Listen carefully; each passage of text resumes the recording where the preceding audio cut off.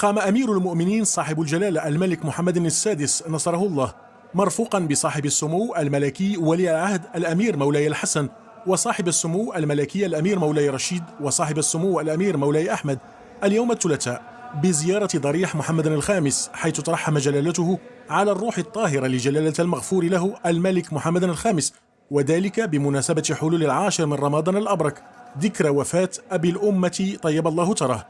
وظهر جلالة الملك محمد السادس وهو في صحة جيدة عقب خضوعه لعملية جراحية على مستوى اليد اليسرى.